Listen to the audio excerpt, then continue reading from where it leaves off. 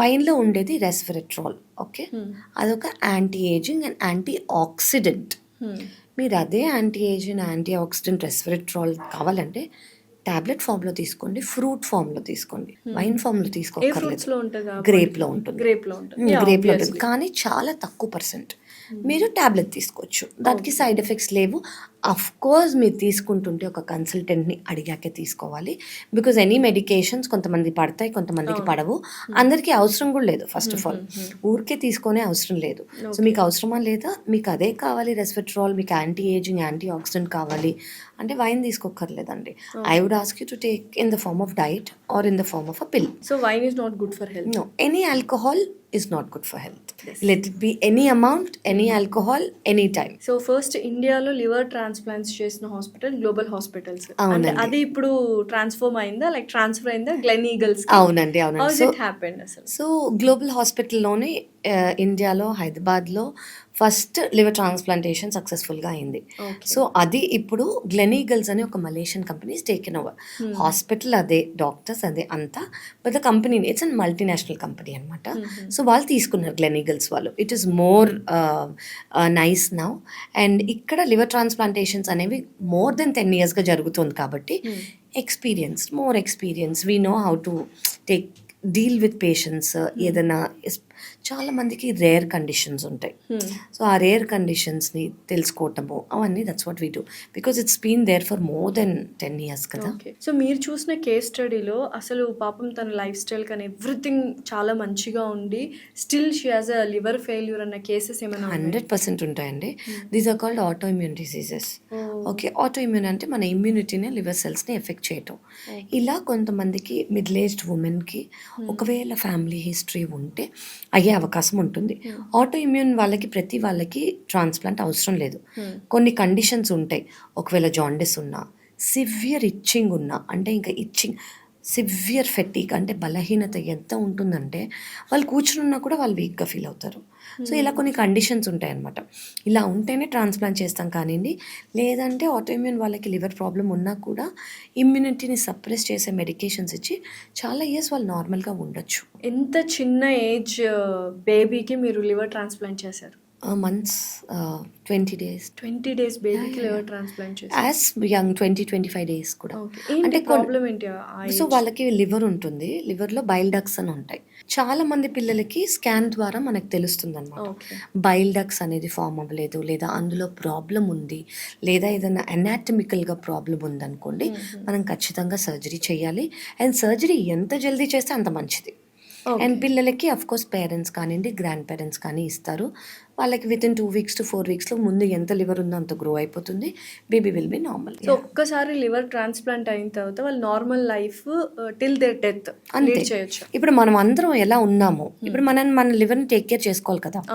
Healthy హ్యాబిట్స్తో కానివ్వండి, alcohol తీసుకోకుండా కానివ్వండి, ఫ్యాటీ మీల్స్ తీసుకోకుండా కానివ్వండి, యాక్టివ్ లైఫ్ స్టైల్ ద్వారా కానివ్వండి, ఎలా మనం మెయింటైన్ చేసుకుంటామో వాళ్ళు కూడా అంతే.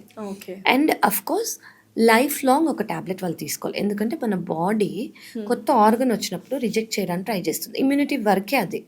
ఏదైనా కొత్తది మలేరియా లేదా వైరస్, బ్యాక్టీరియా ఏది వచ్చినా కూడా బయటికి పంపించేయడానికి ట్రై చేస్తుంది. ఓకే, కానీ అలా బయటికి కొత్త లివర్ పెట్టామనుకోండి, immunity will try to say this is not my liver. So ఈ ఇమ్యూనిటీని సప్రెస్ చేయడానికి వి గివ్ మెడికేషన్స్. ఈ మెడికేషన్స్ వల్ల ఇమ్యూనిటీని సప్రెస్ అయితే లివర్ యాక్సెప్ట్ అవుతుంది. కానీ ఇమ్యూనిటీ సప్రెస్ అయినప్పుడు ఇన్ఫెక్షన్స్ రాకుండా ఉండడానికి మెడికేషన్స్ ఇస్తాము. And over a period of time 3 months తర్వాత జస్ట్ 1 tablet ఫర్ లైఫ్. అయితే చాలా వరకు ఎంత అడ్వాన్స్డ్ టెక్నాలజీ వచ్చినా కూడా on table deaths for liver transplants are 1 or 2 days తర్వాత డెత్స్ అనేవి తెలుస్తూ ఉంటాయి. సో ఏంటి రీజన్స్ ఏంటి? సో ఆన్ టేబుల్ డెత్స్ అనేవి ఈ మధ్య నేను కూడా చాలా వింటున్నానండి. Either on table or immediately 1 to 2 days within 1 week. ఈ మధ్య వేరే అంటే కొన్ని చోట్ల జరుగుతున్నాయి అని నేను విన్నాను. దానికి రీజన్ ఏంటంటే అసలు ఎవరికి ట్రాన్స్ప్లాంట్ చేస్తున్నారు, ట్రాన్స్ప్లాంట్ చేసి ఇండికేషన్ కరెక్టా కాదా. ఇప్పుడు మినిమలీ ఇన్వేజివ్ సర్జరీస్ అని మేము చెప్తున్నాం కదా. ఈ మినిమలీ ఇన్వేజివ్ సర్జరీస్ అందరికీ చేయలేము. అనాటమీ చూసి, ఆ పర్సన్ని చూసి, వాళ్ళ టెస్ట్లు చూసి, ఇది ఈ డోనర్కి కరెక్టా కాదా అనేది చూస్తాము. అదే మినిమలీ ఇన్వేసివ్ సర్జరీ అందరికీ చేస్తున్నారు అనుకోండి, దానివల్ల రిస్క్ అనేది ఉంటుంది. ఓకే, అదొకటి. ఇంకోటి ఏంటంటే చూస్ చేసే పేషెంట్ ఇప్పుడు పేషెంట్ మన దగ్గరికి వచ్చారనుకోండి, అందరికీ ట్రాన్స్ప్లాంట్ అవసరమా? ఎస్. పర్మనెంట్ లివర్ డ్యామేజ్కి, అక్యూట్ లివర్ డ్యామేజ్కి, అక్యూట్ లివర్ ఫెయిల్యూర్కి పర్మనెంట్ ట్రీట్మెంట్ ఇస్ సిరోసిస్. కానీ ఎవరికి చేయగలం, ఎప్పుడు చేయాలి?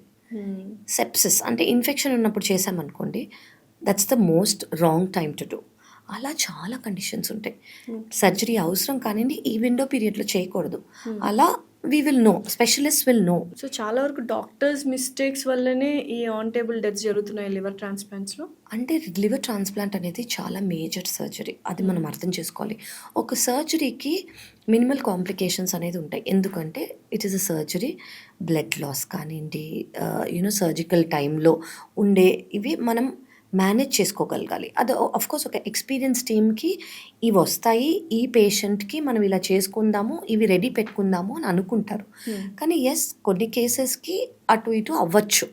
కానీ ఏ పేషెంట్ని ఎప్పుడు చూస్ చేసుకోవాలి, ఆ చూస్ చేసుకున్నప్పుడు ఈ పేషెంట్కి అవసరమా, ఈ టైంలో చేయటం కరెక్టా అనేది is a very crucial. Timing of transplant is extremely important. ఈ టైమింగ్ ఆఫ్ ట్రాన్స్ప్లాంట్ అనేది ఇప్పుడు చేస్తే రిస్క్ లేదు, ఇప్పుడు చేస్తే రిస్క్ ఉందని మాకు ఖచ్చితంగా తెలిసిపోతుంది. That is what is a crucial thing. That timing is what it is. Liver transplants చేసిన వాళ్ళు, డోనర్స్ ఎవరైతే ఉన్నారో వాళ్ళు చనిపోయి పేషెంట్స్ బతికిన సిచ్యువేషన్స్ ఏమైనా మీరు ఫేస్ చేశారు? అంటే మా సెంటర్లో అయితే మేము చూడలేదండి అలాగా. రెగ్యులర్గా అంటే we are very strict with donor safety. మా దగ్గర డోనర్ వచ్చారంటే అలాగే బయటికి వెళ్ళాలి. We are very very very strict. కొంతమంది లేదు నేను మా ఫాదర్కి ఇస్తాను, లేదు నేను మా హస్బెండ్కి ఇస్తాము అంటే, లేదు మీకు రిస్క్ ఉందని మా ఇవాల్యుయేషన్లో తెలిసి మేము ఇవ్వనివ్వము, మేమైతే no. Because it's very important. Donor is a normal person. ఆ నార్మల్ పర్సన్కి ఏమన్నా అవుతుంది అంటే it's a bad name for us. We do not take that chance. That is a life risk. So మేమైతే వద్దంటాం. దెన్ వాళ్ళు వేరే రిలేటివ్స్నో ఎవరినన్నా కంపాటబుల్ వాళ్ళని తెచ్చుకున్నారంటే ఓకే. సో మా సెంటర్లో అయితే వీ హ్యావెన్ సీన్ అండి. సో కంపాటబుల్ డోనర్ ఉండాలంటే లివర్కి ఏమేమి ఉండాలి? సో బేసిక్లీ పేషెంట్ ఉంటారు, పేషెంట్కి పర్మనెంట్ డ్యామేజ్ ఉంటుంది, పేషెంట్కి ఒక బ్లడ్ గ్రూప్ ఉంటుంది. For example okay, A blood group అని అనుకోండి. ఫ్యామిలీ మెంబర్ అయి ఉండాలి, ఫస్ట్ డిగ్రీ అయినా, సెకండ్ డిగ్రీ అయినా, థర్డ్ డిగ్రీ అయినా. ఇది government protocol. So family member ఉన్నప్పుడు 18 years అంటే మేజర్ అయి ఉండాలి. 18 ఏళ్ళ కన్నా ఎక్కువ, 52 years కన్నా తక్కువ ఉండాలి. మనం 52 కట్ ఆఫ్ ఎందుకు పెడతామంటే ఏజ్ రిలేటెడ్ ఫ్యాటీ లివర్ కానివ్వండి, ఆ చేంజెస్ వచ్చే అవకాశం. సో వాళ్ళకి మేము కొంచెం కరెక్ట్ చేసి కూడా తీసుకున్న రోజులు ఉన్నాయి. అన్కంట్రోల్డ్ షుగర్స్ ఉండకూడదు, ఒబేసిటీ మరీ బరువుగా ఉండకూడదు. సో ఇది కామన్ క్రైటీరియా. సో ఇలా మేము ప్రీ ట్రాన్స్ప్లాంట్ ఇవాల్యుయేషన్ అని పేషెంట్కి చేస్తాం. ఈ సర్జరీ చేస్తే పేషెంట్ ఫిట్టా కాదా అని, హార్ట్, లంగ్స్ అనేసి అందరు చూసి తెలిసే. అన్ని డాక్టర్స్, ఇది మల్టీ డిసిప్లినరీ టీమ్ అనమాట. సైకియాట్రిస్ట్ అందరు చూసి కౌన్సిల్ చేసి చేసుకునే టీమ్ ఎఫర్ట్ ఇది. సో దాని తర్వాత డోనర్కి కూడా అలాగే అవుతుంది. డోనర్కి ఫస్ట్ డోనర్ విల్లింగ్గా, డోనర్ వాలంటరీగా ముందుకు వచ్చారా లేదా, ఎవరన్నా ఫోర్స్ చేశారా, ఇవన్నీ కూడా మేము చూస్తాం. It is very very important for us. పర్సనల్గా అలోన్గా మేము డోనర్తో మాట్లాడతాం, ఫ్యామిలీ మెంబర్స్ లేకుండా. అండ్ దెన్ కౌన్సిలింగ్స్ జరుగుతాయి. ఓకే మీకు ఇలా ఉంటుంది, భయం అనేది ప్రతి వాళ్ళకి కామన్. సో అది సర్జరీ అంటే ఇంకా భయం అనిపిస్తుంది వాళ్ళకి. సో మేము మాట్లాడతాము, కౌన్సిల్ చేస్తాము, వాళ్ళని కంఫర్టబుల్ అయ్యాకే ఈ ఫ్యామిలీకి, ఇది గవర్నమెంట్ ప్రోటోకాల్ కాబట్టి ఓన్ ఫ్యామిలీ అంటే ఫస్ట్ డిగ్రీ ఫ్యామిలీ అంటే ఎక్కువ పేపర్ వర్క్ ఉండదు. సెకండ్ డిగ్రీ, థర్డ్ డిగ్రీ అయితే పేపర్ వర్క్ కొంచెం చూపించాల్సి వస్తుంది గవర్నమెంట్కి, because A kind of relation, ఎలా రిలేటివ్స్ అని తెలుసుకోవడానికి. సో ఇలా కంపాటబుల్ అయితే we go head with the surgery. So family donors కాకుండా వేరే వాళ్ళని ఎలా తీసుకొస్తారు? Is it very difficult to get a donor? అంటే ఇప్పుడు వెరీ డిఫికల్ట్. ఎందుకు అంటే లివర్ ప్రాబ్లమ్స్ అనేవి చాలా పెరిగిపోయాయి. సో ఇప్పుడు ఈ పేషెంట్కి ప్రాబ్లం ఉంది, లైవ్ డోనర్ లేరు, ఫ్యామిలీ డోనర్ లేరు. మనము ఇవాల్యుయేషన్ నేను చెప్పినట్టు చేసి రిజిస్ట్రీలో రిజిస్టర్ చేస్తాం. ఓ గ్రూప్లో ఓ గ్రూప్ పేషెంట్ ఓ గ్రూప్లో రిజిస్టర్ చేసామనుకోండి, వాళ్ళకి ఎవరన్నా చనిపోతే వాళ్ళ ఫ్యామిలీ దానంగా ఇచ్చే ఆర్గన్, ఓకే, ఆ ఆర్గన్ ఇప్పుడు వీళ్ళని రిజిస్టర్ చేసినప్పుడు వాళ్ళు 5వ పొజిషన్లో ఉన్నారనుకోండి, ఓ గ్రూప్ ఆర్గన్ వచ్చినప్పుడు ఫస్ట్లో ఎవరు ఉంటారో వాళ్ళకి దక్కుతుంది. సో వీళ్ళు 5 నుంచి 4, 4 నుంచి 3, 3 నుంచి 2, 2 నుంచి 1 అలా వెళ్తారు. సో ఎవరు ఎప్పుడు చనిపోతారు, ఆ ఆర్గన్ ఎప్పుడు వస్తుంది అనేది మన చేతుల్లో లేదు. ఓకే. బట్ లక్కీగా ఏంటంటే ఇలా ఎక్స్పీరియన్స్ సెంటర్స్లో చేస్తే మనకి టర్న్ ఓవర్ టైం అనేది పేషెంట్స్ ఫాస్ట్గా ఉంటారు కాబట్టి వస్తూ ఉంటాయి ఫాస్ట్గా. So that is also important. ఏ హాస్పిటల్లో చేస్తున్నారు, వాళ్ళకి వస్తున్నాయి ఆర్గన్స్ రెగ్యులర్గా, అవి కూడా చూసుకోవాలి. సో ఎటువంటి foods bad for liver and ఎటువంటి foods good for liver? Good అంటే అండి, అదే ఫ్యాటీ లివర్ ఉందనుకోండి, 2 cups of black coffee, no milk, no sugar, 100 ml పొద్దున సాయంత్రం is good. So black coffee is good for for liver, yes, proven. Coffee లవర్స్కి ఇది good news. కానీ black coffee తీసుకోకుండా ఉండగలని కొంత మైగ్రేన్స్ ఉన్న వాళ్ళు లేదా హార్ట్ ప్రాబ్లమ్, పాల్పిటేషన్స్ ఉన్న వాళ్ళు తీసుకోకూడదు, వాళ్ళకి నాట్ అలౌడ్. సెకండ్ థింగ్ ఏంటంటే ఎనీథింగ్ షుగరీ, స్వీట్, చాలా స్వీట్ ఉన్నవి is not good. White sugar is not good అండి, not only for liver, for every organ. Everything. Third thing ఏంటంటే deep fried foods.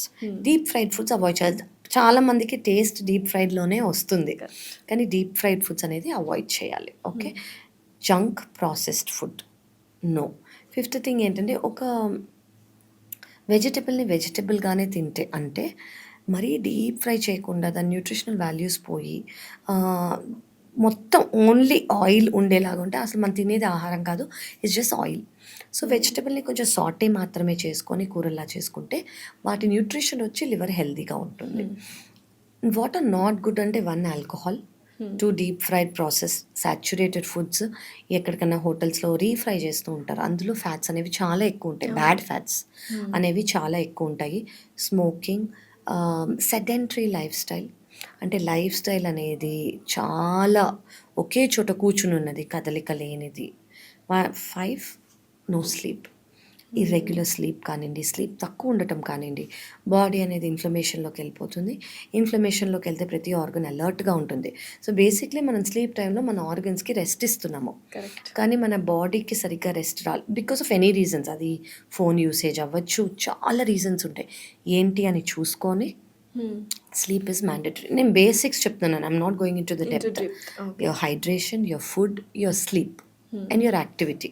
So mental stress ఉంటే కూడా liver health అనేది పాడైపోతుంది. అంటే gut health, liver health directly, మన gut is our second brain.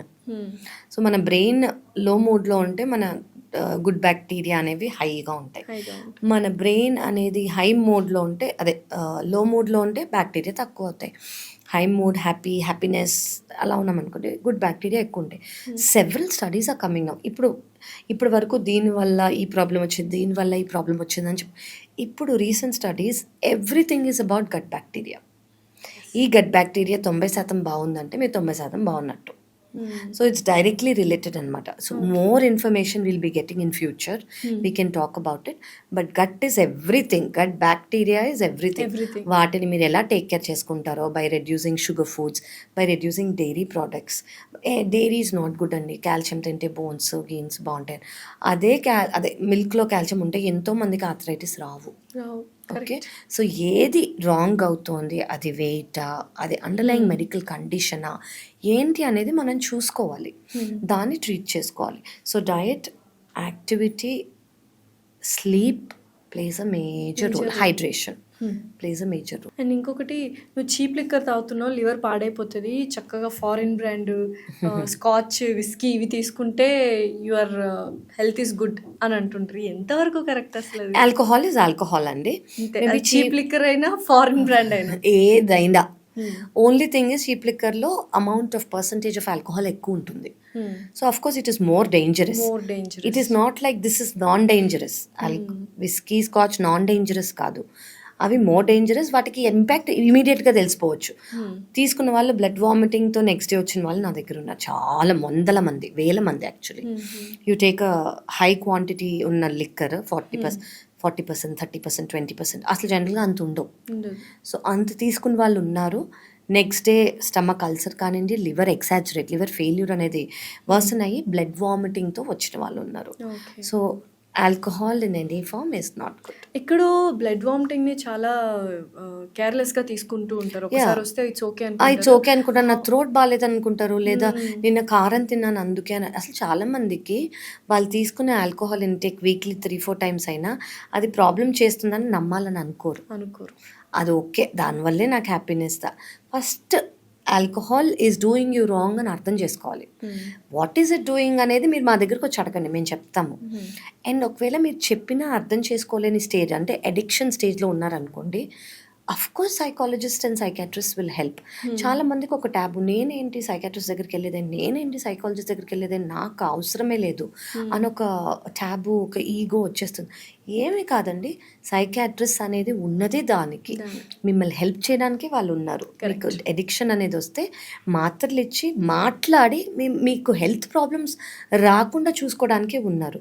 So don't feel a taboo for it. మీకు అనిపించింది వాళ్ళ దగ్గరికి వెళ్ళి మాట్లాడండి, నాకు ఇలా అనిపిస్తుంది. They will talk to you for hours. Psychiatrist చాలాసేపు మాట్లాడతారు.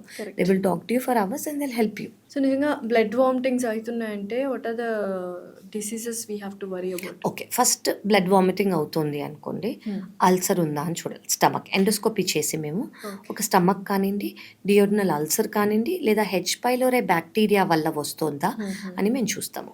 Second thing, liver problem. Liver ప్రాబ్లంలో లివర్ పర్మనెంట్ డ్యామేజ్ అయింది అనుకో, లివర్ ష్రింక్ అయిపోతుంది. లివర్ ష్రింక్ అయ్యి లివర్లో ప్రెషర్ ఎక్కువ అయిపోతుంది. లివర్లో ప్రెషర్ ఎక్కువ అయ్యి లివర్ తట్టుకోలేక ప్రెషర్ని వేరే పార్ట్స్ ఆఫ్ ద బాడీకి పంపిస్తుంది. అలా ఫుడ్ పైప్కి పంపిస్తుంది. Generally food pipe blood vessels మనకి ఎండోస్కోపీలో కనిపించవు. లివర్ ప్రాబ్లంలో కనిపించి అవి రప్చర్ అయ్యి, ప్రెషర్ ఎక్కువ రప్చర్ అయ్యి బ్లడ్ వామిటింగ్ లేదా బ్లాక్ కలర్ మోషన్ వచ్చే అవకాశం ఉంటుంది. అండ్ ప్లేట్లెట్ కౌంట్స్ అంటే జనరలీ మనకి 1.4 ఉండాలి. దానికన్నా తక్కువ ఉన్నాయనుకోండి, ఏదైనా చిన్నగా స్టమక్, డియోడినం, ఇంటెస్టైన్లో ఉన్నా కూడా బ్లడ్ వామిటింగ్ లేదా black colour motion, fresh blood stools వచ్చే అవకాశం ఉంది. సో యా, ఇవి major conditions. Yeah, first blood vomiting వచ్చిందా, you have to come and see doctor. There is nothing, endoscopy is a must. దాని తర్వాత మనకి మిగతా అర్థమవుతాం. సో ఓవరాల్గా లివర్ ట్రాన్స్ప్లాంట్ చేసుకోవడానికి రెడీగా ఉన్న పేషెంట్స్ కానీ డోనర్స్ కానీ what do you want to say? First thing అండి, it is life is giving you a second chance. Please take it. Of course ఇది పెద్ద సర్జరీ, భయము అనేది అందరికీ ఉంటుంది, ఐ యాక్సెప్ట్. కానీ దీనివల్ల మీరు డాక్టర్ల దగ్గరికి రావక్కర్లేదు, దీనివల్ల మీరు డైలీ సఫర్ అవ్వక్కర్లేదు. మీకు second chance life, you'll have normal life. మీరు ఏం కావాలంటే అది చేయొచ్చు. మూవీస్కి వెళ్ళొచ్చు, డిన్నర్స్కి వెళ్ళొచ్చు, ఫ్యామిలీ ఫంక్షన్స్కి వెళ్ళొచ్చు, టెంపుల్స్కి వెళ్ళొచ్చు. You can live your life whatever you want. You can plan your future. There is something called future అనేది మీకు అర్థమైపోతుంది, కనిపిస్తుంది. హోప్ చేసుకోవచ్చు, దాని మీద మీరు డ్రీమ్స్ చేసుకోవచ్చు. So you'll have a normal life. So remember, it is a second chance at life and you'll have a normal life. So remember, liver transplantation is always an option if there's cirrhosis. Thank you so much, Dr. Kavya garu. Thanks a lot. Pleasure is mine, Aunty. Yes.